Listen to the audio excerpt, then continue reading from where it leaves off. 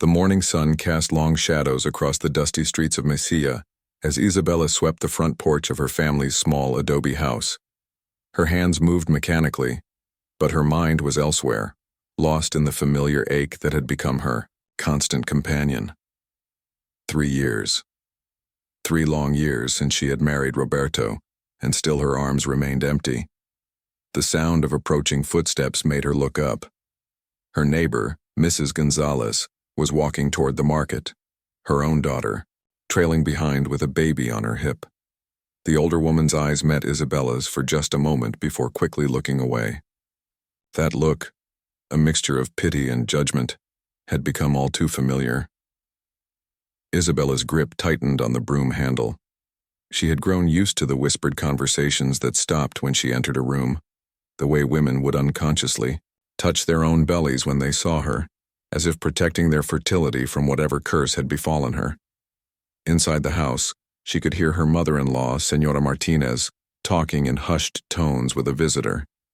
Isabella didn't need to strain her ears to know what they were discussing. It was always the same topic these days, her failure as a wife. 3 years, came the familiar voice of Señora Martinez through the thin walls. 3 years and nothing. My poor Roberto deserves better than this. The visitor, another elderly woman from the neighborhood, clucked her tongue sympathetically. Perhaps she should see the curandera again, maybe drink more of those bitter teas. We've tried everything, Señora Martinez replied with exasperation. Herbs, prayers, pilgrimages to the shrine. Nothing works. I'm beginning to think the good Lord simply didn't bless her with the gift of motherhood.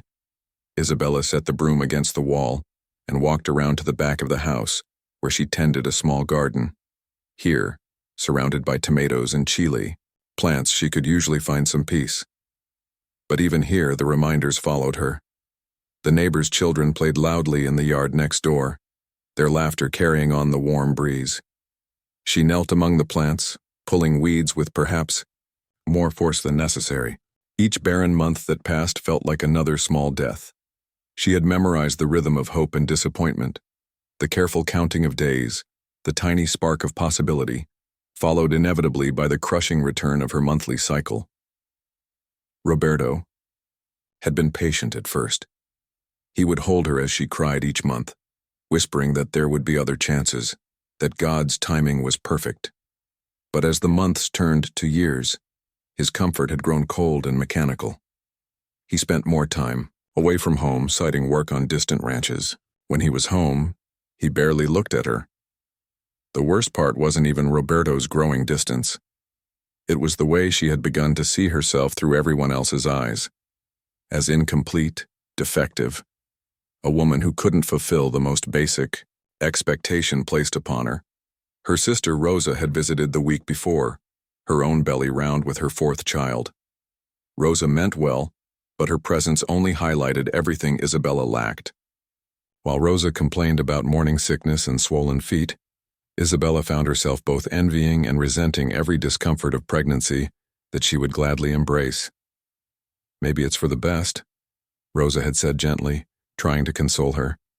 Children are such a burden sometimes. You have freedom that I'll never have again. But Isabella didn't want freedom. She wanted tiny hands to hold, lullabies to sing, the sweet weight of a sleeping child in her arms. She wanted to be part of the circle of mothers who gathered in the plaza, sharing stories and advice. Instead, she remained on the outside, looking in. The sound of a horse approaching interrupted her thoughts. Roberto was returning home earlier than usual, which was never a good sign these days. She wiped her hands on her apron and walked around to meet him. He dismounted slowly, his face grim. Roberto had once been handsome in a rugged way, with kind eyes and a ready smile.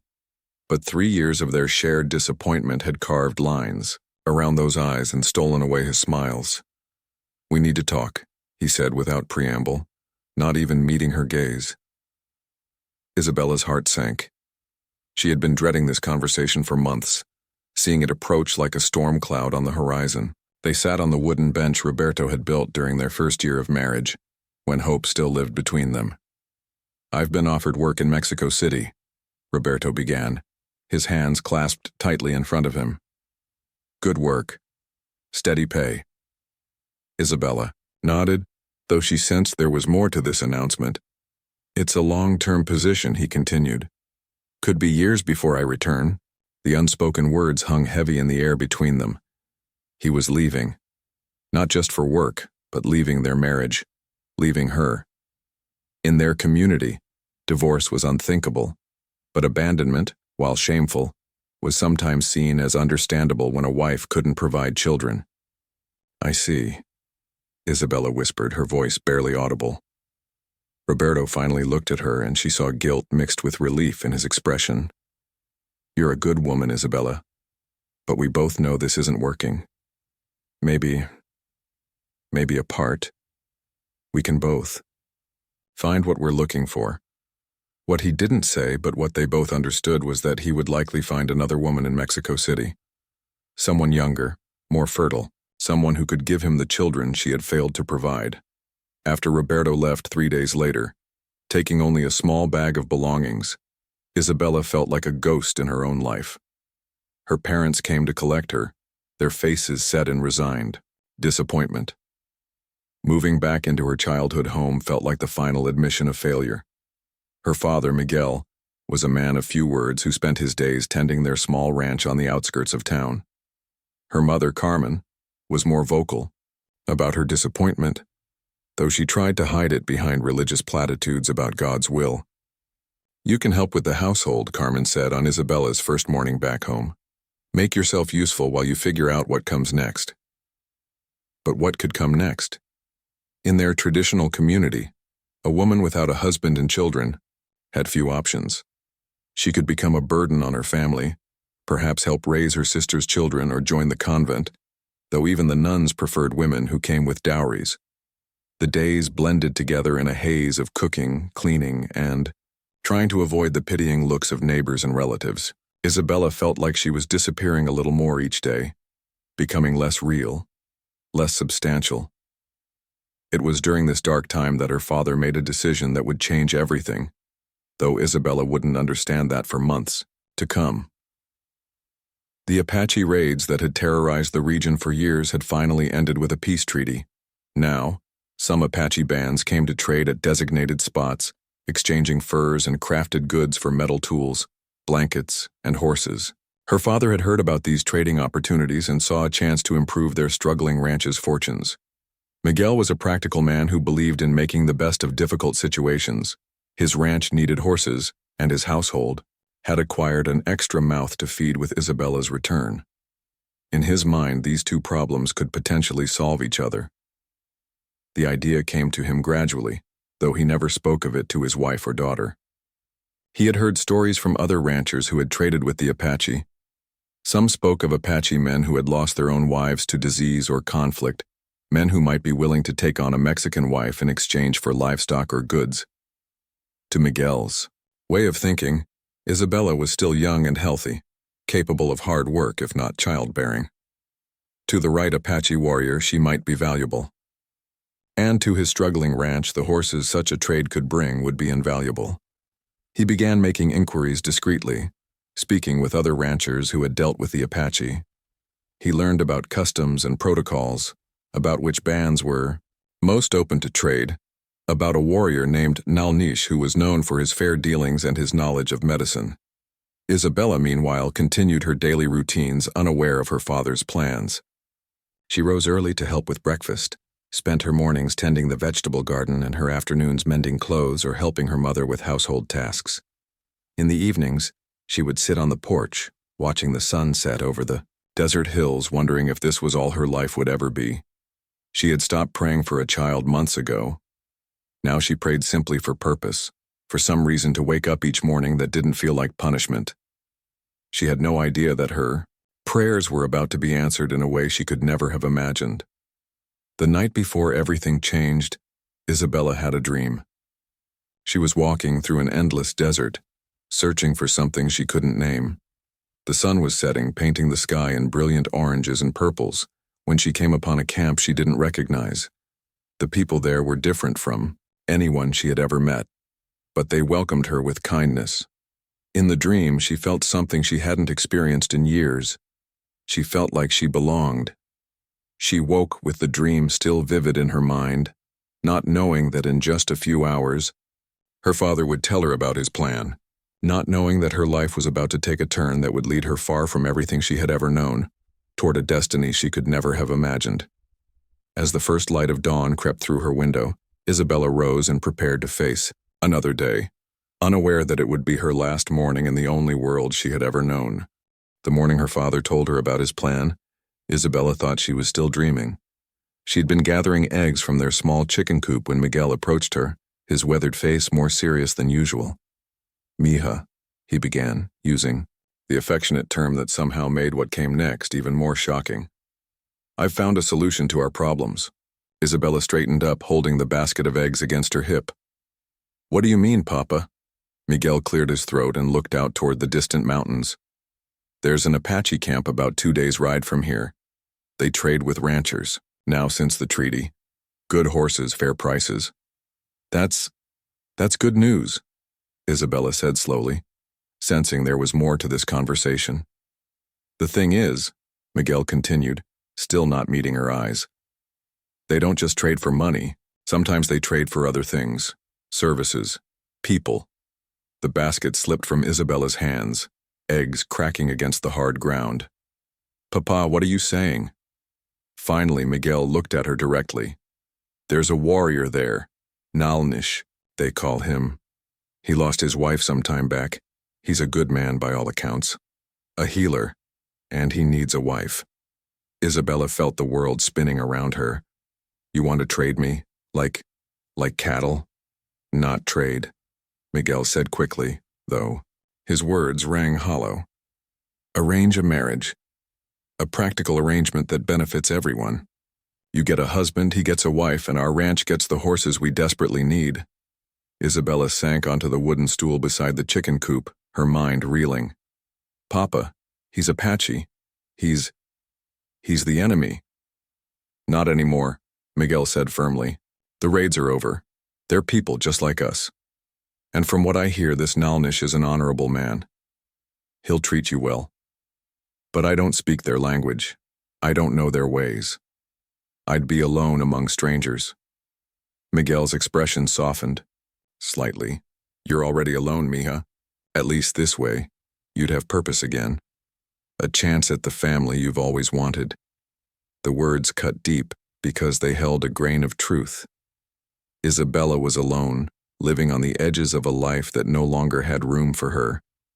But the thought of being given away to a complete stranger, someone from a culture she had been taught to fear, terrified her beyond words.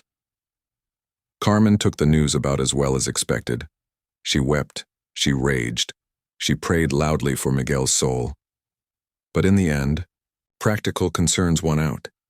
They needed those horses, and they needed to reduce the burden on their household.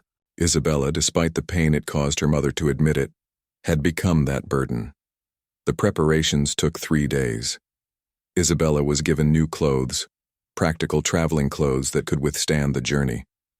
Her mother pressed a small wooden cross into her hands, along with a pouch containing dried herbs and a few silver coins.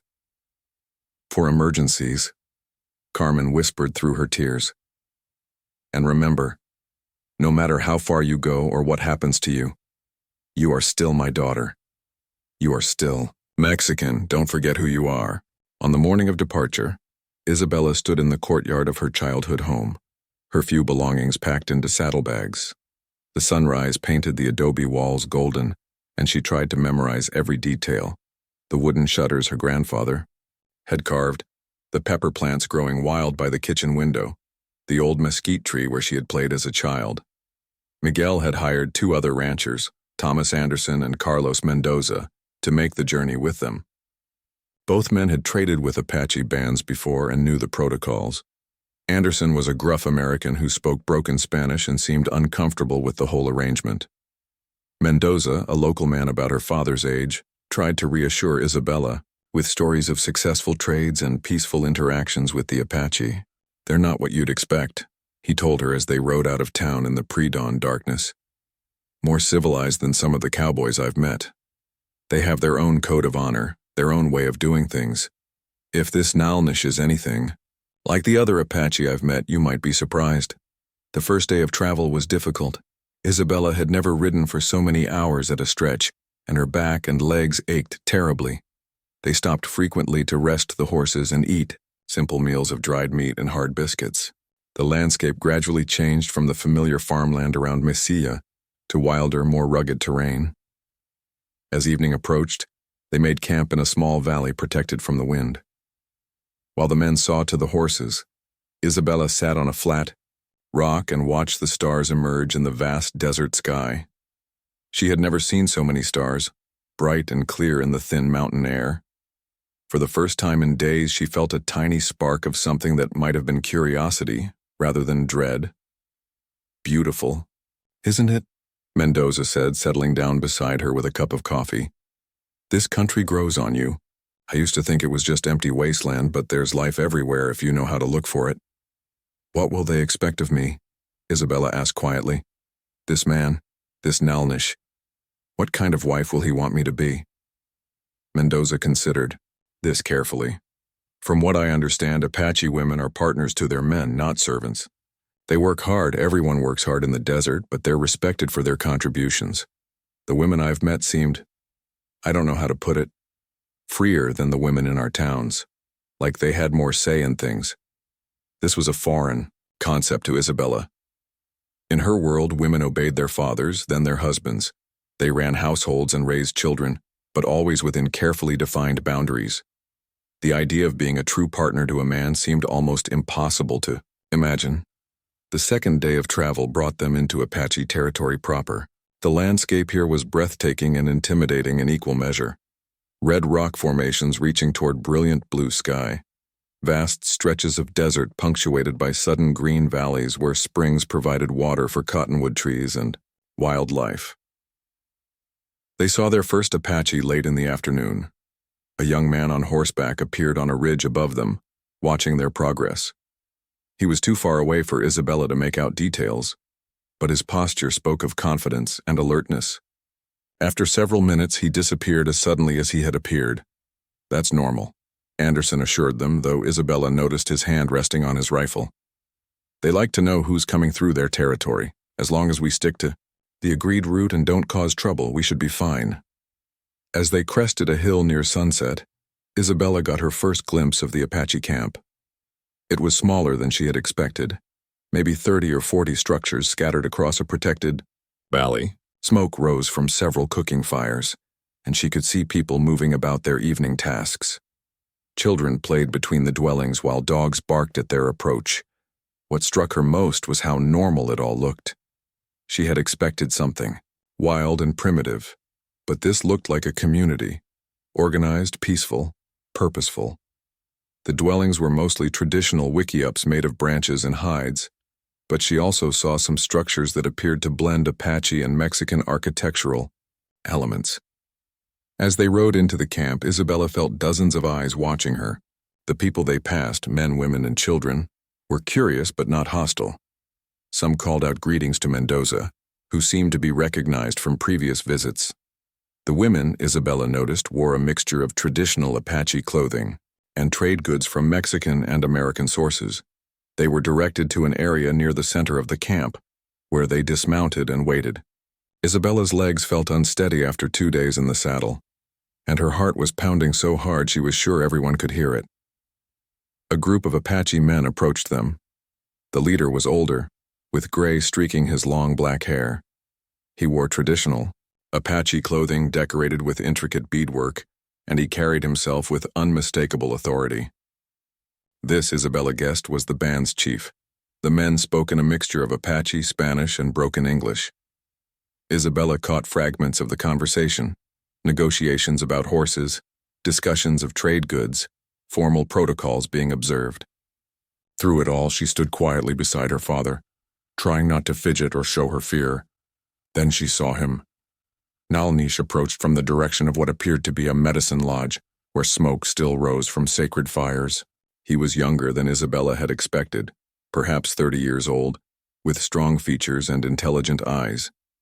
He walked with quiet confidence, but there was something gentle in his expression that surprised her. He was tall for an Apache man, with broad shoulders that spoke of physical strength tempered by grace. His long black hair was adorned with small feathers and beads, and he wore traditional Apache clothing that was both practical and beautiful. Most surprisingly to Isabella, he seemed genuinely interested in meeting her, not as a commodity being traded, but as a person. When he spoke, his voice was deep and calm. To Isabella's amazement, he addressed her directly in careful but clear Spanish. "You are Isabella," he said. "It wasn't a question. Your father has told me about your situation. I want you to know that if you choose to stay here, you will be treated with respect and kindness. No one will force you to do anything against your will." Isabella stared at him in shock. In all her imaginings of this moment, she had never expected to be given a choice. In her world, such decisions were made by men for practical reasons without much consideration for what the woman wanted. I don't understand," she managed to say. Isabella woke on her first morning as Nalnish's wife to the sound of birdsong she had never heard before. The wickiup around her was cozy and warm, built with careful attention to comfort and practicality. Sunlight filtered through the hide, creating patterns that danced across the woven mat floor. The wedding ceremony the evening before had been unlike anything she had ever experienced. There had been no priest, no church, no white dress or formal vows. Instead, the entire community had gathered in a circle as she and Nalnish stood in the center, holding hands while the chief spoke words in Apache that Desba translated softly. For her, "He says that marriage is like two streams joining to become a river," Desba had whispered. "Stronger together than apart, but each stream keeps its own character even as they flow as one." The ceremony had included the sharing of traditional foods, the exchange of gifts and songs that seemed to make the very air vibrate with ancient power. Isabella had felt nervous but also strangely moved by the simple beauty of it all. Now, in the quiet morning light, she could hear Nalnish moving around outside the wickiup. The sounds were gentle and purposeful. The soft thud of an axe splitting wood, the quiet whoosh of a fire being coaxed to life, the musical trickle of water being poured from a gourd. She emerged from the dwelling to find her new husband preparing breakfast. He looked up as she appeared, offering her a smile that was both warm and careful. She could see that he too was navigating uncertain territory. "Good morning," he said in Spanish. "Did you sleep well?" Isabella nodded, though the truth was, she had spent much of the night awake, listening to the unfamiliar sounds of the desert and trying to process everything that had happened. "The bed was very comfortable," she said. "Different from what I'm used to, but comfortable." Nalnish gestured to a log that had been positioned near the fire as a seat. "Please, sit. Breakfast is almost ready. Then, if you'd like, I can show you around our home." As she ate a simple but nourishing meal of corn cakes, wild berries, and a tea made from desert plants, Isabella found herself studying her new husband. He moved with quiet efficiency, wasting no motion, but there was also a gentleness to everything he did. When he handed her the gourd cup of tea, their fingers brushed briefly, and she was surprised to feel calluses that spoke of hard work rather than warfare. "What kind of work do you do?" she asked, genuinely curious. "I am a medicine man," Nalnish replied. "I gather and prepare healing plants, help with difficult births, set broken bones, treat injuries and illnesses. I also help provide for the band through hunting and crafting. In our way, everyone contributes according to their abilities." Isabella had grown up thinking of Apache men primarily as warriors and raiders. This glimpse into a more complex reality fascinated her. "You said you gather healing plants. Do you mean you cook? That's usually women's work where I come from." Nalnish smiled. "In our way, healing is everyone's work. My grandmother Desba taught me much of what I know about plants and medicines, but my grandfather also taught me. When someone is suffering, it doesn't matter if you are a man or woman. What matters is that you can help."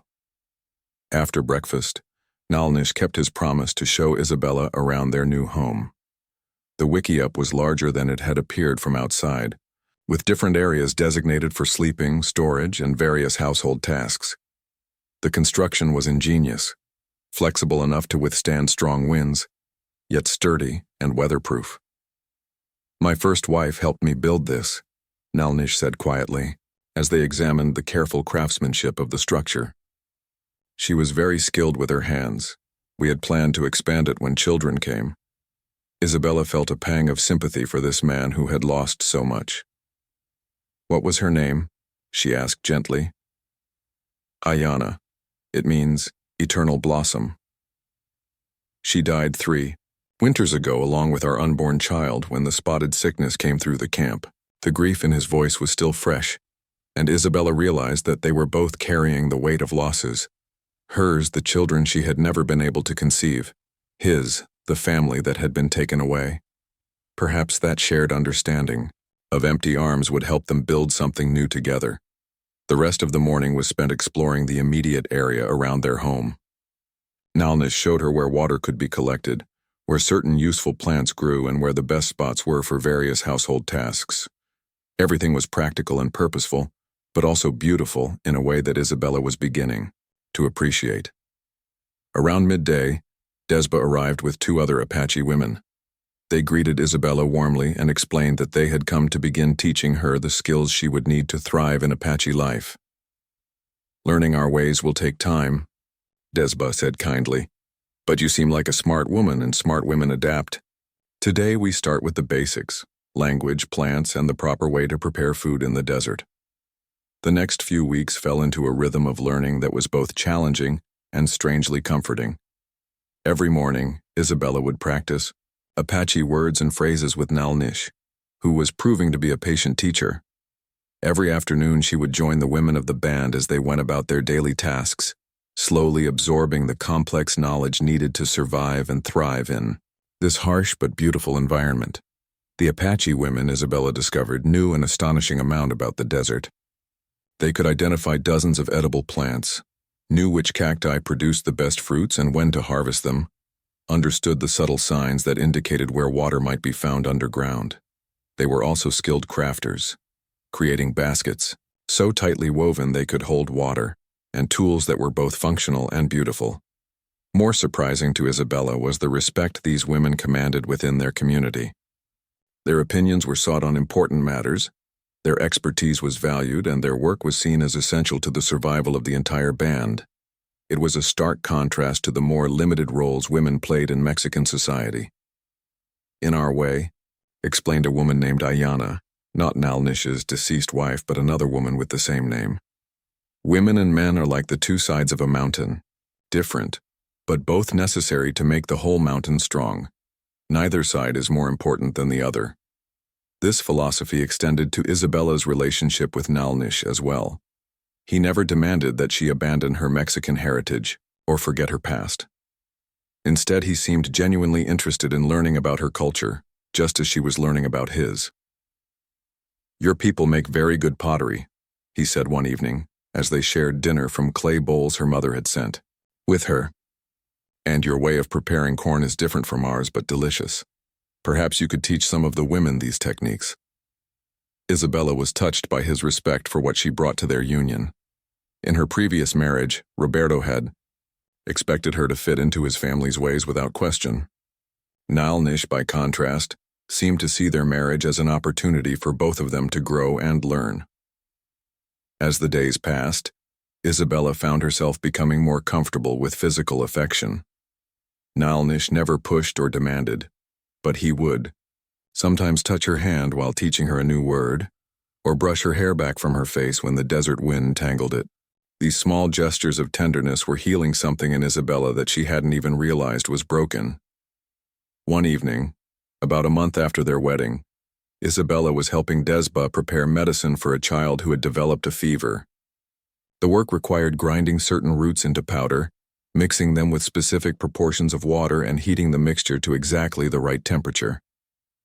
"You have good hands for this work," Desba observed as Isabella carefully stirred the medicine, steady and gentle. "Have you ever thought about becoming a healer yourself?" "Me?" Isabella looked up in surprise. "But I don't know anything about medicine." "Knowledge can be learned," Desba said with a smile. "But the right temperament is a gift. You have patience, compassion, and careful attention to detail. These are the qualities that make a good healer. The idea had never occurred to Isabella before.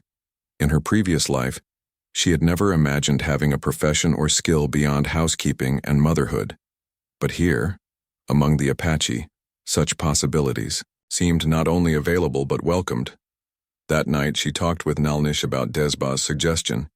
He was immediately enthusiastic about the idea. "Grandmother is one of the wisest healers I have ever known," he said. "If she thinks you have the gift, then you should definitely pursue it.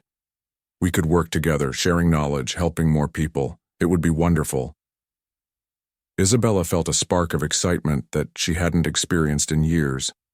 The possibility of having meaningful work, of developing skills that would make her valuable to the community in her own right, was intoxicating. "But what if I'm no good at it?" she asked, old insecurities surfacing. Nalnish took her hands in his. "What if you are very good at it? What if this is the path you were meant to walk, and everything that happened before was just leading you here?" His words resonated with something deep inside Isabella. For the first time since childhood, she began to imagine a future where she was not defined by what she lacked, but by what she could contribute. The next day, she formally asked Desba to begin teaching her the healing arts. The older woman agreed with obvious pleasure, and Isabella. The first sign came on a morning when the desert air was crisp with the promise of winter. Isabella had been living among the Apache for almost a year now, and she woke feeling strangely different. Not sick, exactly, but changed in some subtle way that she couldn't quite identify. She lay still for a moment, listening to Nalnish preparing their morning fire outside the wickiup. Over the months, she had grown to love these quiet early moments when the world was still peaceful and full of possibility. But today felt different somehow, charged with an energy she didn't recognize. When she tried to sit up, a wave of dizziness washed over her. It wasn't unpleasant, just unexpected. She had been feeling tired lately, which she had attributed to the intense training Desba had been putting her through as she learned more advanced healing techniques. "Everything all right?" Nalnish called softly from outside, somehow sensing her stillness. "Yes," Isabella replied, though she wasn't entirely sure. Just taking a moment to wake up properly. When she finally emerged from their home, Nalnish took one look at her face and immediately set down the piece of wood he had been about to add to the fire. "You look pale," he said, moving closer to examine her with the practiced eye of a healer. "And there's something different about your skin. It has a glow I haven't seen before." Isabella laughed softly. "You're imagining things. I feel fine, just a little tired." But as the day progressed, the strange sensations continued. Her stomach felt unsettled, though not exactly sick. Certain smells that had never bothered her before, the smoke from cooking fires, the scent of certain plants, suddenly seemed overwhelming. Most puzzling of all, her breasts felt tender and slightly swollen. By midday, when she found herself having to sit down suddenly during a plant-gathering expedition with the other women, Isabella began to suspect what might be happening. But after so many years of disappointment, she was afraid to even think the word. Desba, however, had no such hesitation. The older woman had been watching Isabella with knowing eyes all morning, and when the younger woman had to stop for the third time to catch her breath, Desba gently but firmly guided her to a shaded spot. "Child," Desba said gently, "when did you last have your monthly bleeding?" Isabella's heart began to pound. She tried to remember, counting back the weeks. With everything that had been happening, learning new skills, adapting to Apache life, growing closer to Nalnish, she hadn't paid close attention to such things. I'm not sure," she whispered. "Maybe 6 weeks ago? 7? Desba smiled broadly. "And how have you been feeling? Tired? Sensitive to smells? A little dizzy in the mornings?" "Yes, but..." Isabella couldn't finish the sentence. She had hoped, and been disappointed too many times to trust these signs. "But you're afraid to believe it," Desba finished gently. "After so much heartache, it's hard to let hope back in. I understand." The older woman reached into her medicine pouch and pulled. out several small bundles of herbs.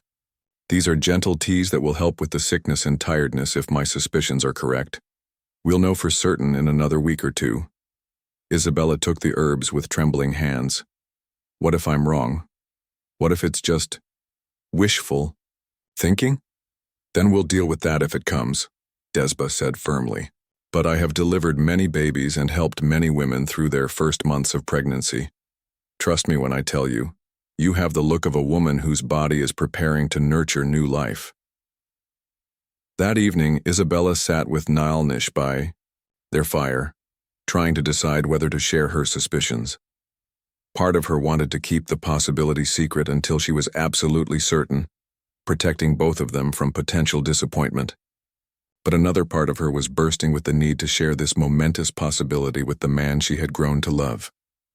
You've been quiet today, Nilnish observed, adding another piece of wood to the flames. Is something troubling you? Isabella looked at his kind, honest face and made her decision. Desba thinks I might be pregnant. The words hung in the air between them. Nilnish went very still, his eyes searching her face. What do you think? He asked carefully. I don't know, Isabella admitted. The signs are there, but I've been wrong before. Or rather, I've hoped before and been disappointed. I don't want to do that to us if... Nilnish set down the stick he had been using to tend the fire and moved closer to her. Isabella, listen to me. If you are carrying our child, it will be a wonderful blessing. But if you're not, it doesn't change anything between us. You are precious to me for who you are, not just for children you might or might not give me. His words were exactly what she needed to hear.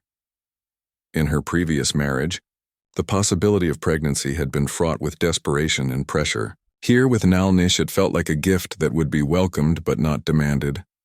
I'm scared, she admitted. Scared to hope, scared to be disappointed again. Then don't hope yet, Nilnish said simply. Just be present with whatever is happening now. If a child is coming, we'll face that together. If not, we'll face that together too.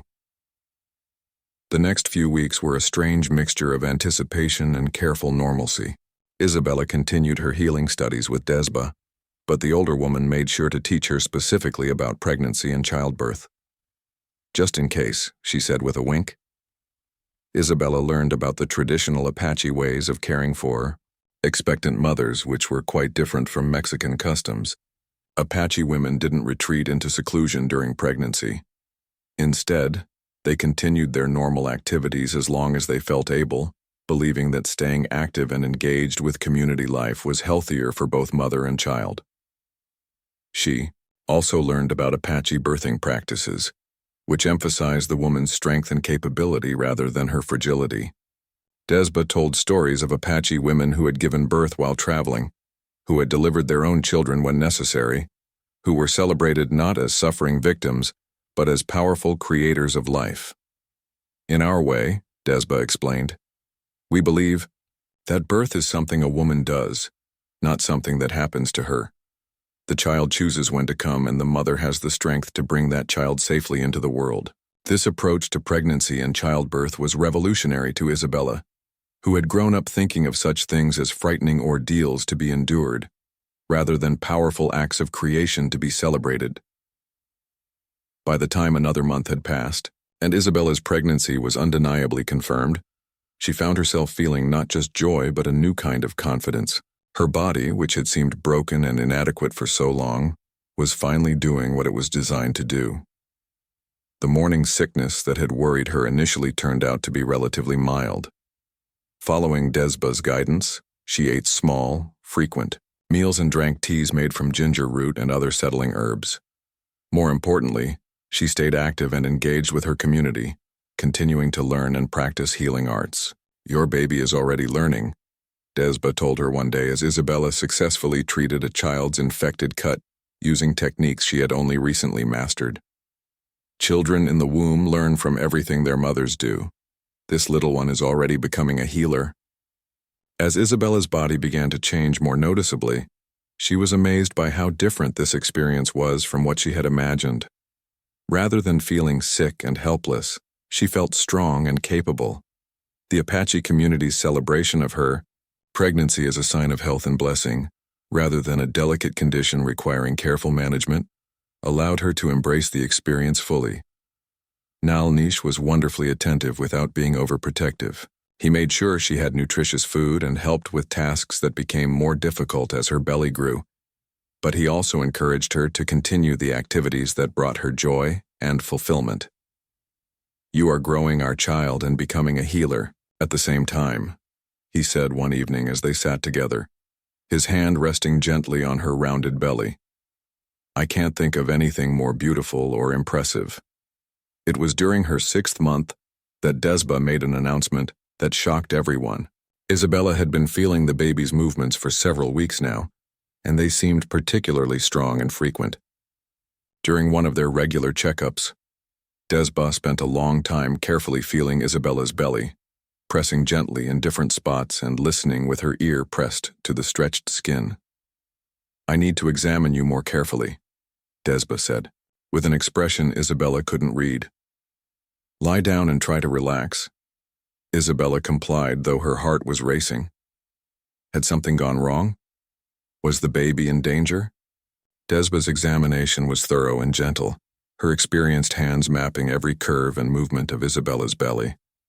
After what felt like hours, but was probably only minutes, the older woman sat back with the expression of wonder. "Isabella," she said slowly, "I have examined many pregnant women in my years as a healer. I have felt many babies moving in their mothers' bellies, but what I am feeling here is extraordinary." "What do you mean?" Isabella asked, fear making her voice tight. Desba smiled broadly. "You are not carrying one baby. You are carrying 3. The words didn't make sense at first. Isabella stared at Desba, trying to process what she had just heard. 3? She whispered. 3 babies, Desba confirmed. Triplets. I can feel 3 distinct heads, 3 separate sets of limbs. They are small, still, but they are all moving strongly. All appear to be healthy. The morning Isabella went into labor, the entire Apache camp seemed to hold its breath. Word had spread throughout the region about the Mexican woman who was carrying Apache triplets, and members from neighboring bands had come to witness what many considered a historic event. Isabella had been feeling uncomfortable for several days, with increasing pressure and occasional sharp pains that Desba assured her were normal preparations for birth. On this particular dawn, however, the sensations were different, deeper, more purposeful, unmistakably signaling that the time had come. "The babies are ready," Isabella told Nalnish as he helped her walk around their wickiup, movement being one of the ways Apache women managed labor pain. "I can feel them getting into position." Nalnish's face was calm, but Isabella could see the mixture of excitement and concern in his eyes. Multiple births were always more complicated than single births, even with the best care. But Desba had been preparing for this moment for months, gathering the most experienced midwives from several bands and ensuring that everything needed was ready. "You are the strongest woman I know," Nalnish said, squeezing her hand as another contraction washed over her. These babies couldn't have chosen a better mother. The birth lodge had been prepared according to traditional Apache customs, but with special modifications for the expected multiple birth. Extra blankets, additional herbs for strength and healing, and most importantly, enough experienced women to assist with 3 babies if they all arrived quickly. Desba took charge with the quiet authority of someone who had delivered hundreds of babies over her decades as a medicine woman. She had assisted with twin births before, but never triplets. Still, her confidence was reassuring to Isabella, who was beginning to understand the magnitude of what her body was about to accomplish. "Remember," Desba said, as Isabella's contractions grew stronger and closer together. "In our way, birth is something you do, not something that happens to you. Trust your body. It knows what to do." The labor was long and intense, but not unbearable. Isabella found strength she didn't know she possessed, drawing on months of physical conditioning and the emotional support of her adopted community. Apache. Women sang traditional songs during childbirth. Not sad or fearful songs, but powerful chants that celebrated the strength of women and the blessing of new life. As the first baby's head appeared, Desba let out a cry of joy. "The first one is coming, a perfect little head already looking around to see the world." Isabella bore down with everything she had, and moments later, her first child slipped into the world, a tiny but healthy boy with strong lungs and a full head of dark hair. The midwives quickly cleaned him and wrapped him in soft rabbit fur before placing him briefly in Isabella's arms. "He's beautiful," she whispered, tears streaming down her face as she looked at the tiny, perfect features of her first son. "He's really here." But there was no time to rest. The second baby was already making its presence known, and Isabella had to focus on the work still ahead. 20 minutes later, another son arrived, slightly smaller than the first but equally healthy and vocal. "Two boys," Desba announced to the gathered women. "Strong Apache warriors." Isabella was exhausted but exhilarated. 2 healthy babies, already more than she had ever dared to hope for. But she knew there was still one more child to deliver, and this one seemed reluctant to leave the safety of her womb. For nearly an hour, Isabella worked to bring her third child into the world. This baby was positioned differently, making the birth more challenging. But finally, with one tremendous effort, the third child emerged. A daughter, smaller than her brothers but perfectly formed and very much alive. 3 babies, Isabella gasped, hardly able to believe what she had just accomplished. 3 healthy babies. The camp erupted in celebration. The sound of drums and singing filled the air as news of the successful birth spread throughout the community. Apache tradition held that multiple births were a sign of exceptional blessing, and the safe delivery of triplets was cause for great joy. Isabella was exhausted, but exhilarated as all 3 babies were placed in her arms for the first time. They were tiny, smaller than single babies would have been, but their breathing was strong and their cries were lusty. The 2 boys looked remarkably similar, while their sister had slightly different features and appeared to be the most alert of the 3. "What will you name them?"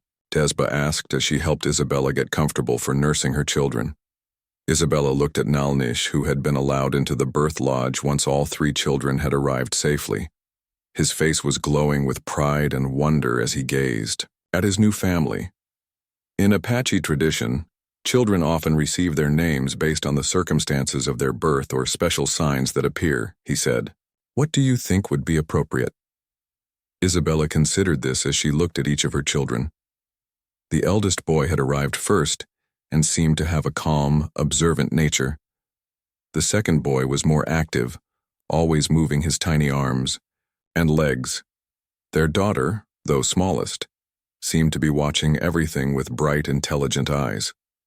"I'd like to give them Apache names," Isabella said, "but also names that honor both of our cultures." Working with Desba and the other women, they chose names that reflected both Apache traditions and the remarkable circumstances of the birth. The eldest boy became Tahoma, meaning 3 in Apache, acknowledging his role as the first of the triplets. The second boy was named Naiche, meaning the mischief maker, for his active nature.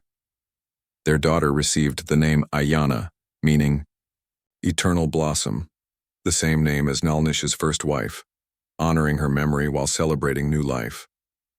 The first few weeks with 3 newborns were both magical and exhausting. Isabella had help from many of the Apache women, who took turns assisting with feeding, changing, and caring for the babies. In Apache culture, children belonged not just to their parents, but to the entire community, and the triplets were welcomed with extraordinary enthusiasm. Isabella marveled at how naturally motherhood came to her.